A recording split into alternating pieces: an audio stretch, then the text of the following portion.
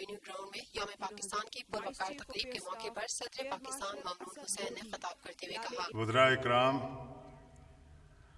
اراکین parliament, chairman joint chiefs of staff committee, مسلح افواج کے سربراہان،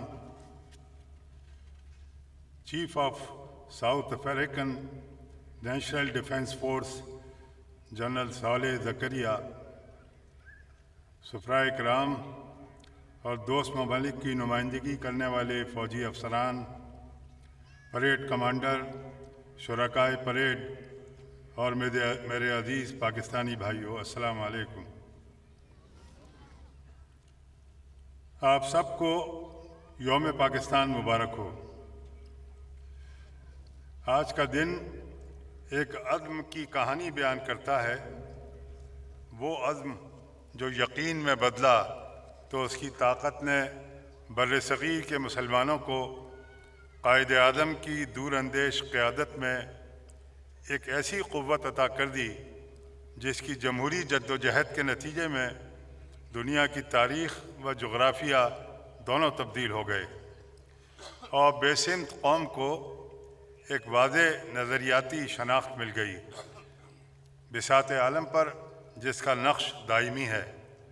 آج کے دن ہم قیام پاکستان اور استحکام پاکستان کے لیے سر دھڑ کی بازی لگا دینے والے ان شہیدوں اور غازیوں کو خراج عقیدت پیش کرتے ہیں اور عزم کرتے ہیں کہ ان کے نقش قدم پر چلتے ہوئے وطن عزیز کی ترقی، خوشحالی اور سالمیت کے لیے کبھی کسی قربانی سے دریغ نہیں کیا جائے گا۔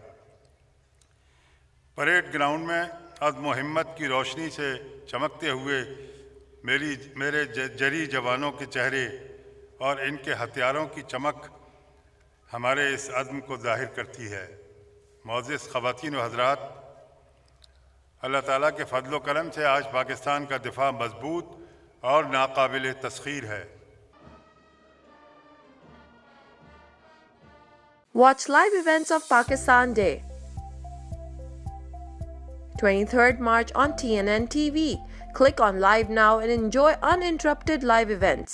Download our free app now. Pakistan ہم سب کا، ہم سب کا، ہم سب کا پاکستان، ہم سب کا، ہم سب کا۔ 23 مارچ 1940 کو ہم نے پاکستان بنانے کا عہد کیا، ہم کامیاب ہوئے۔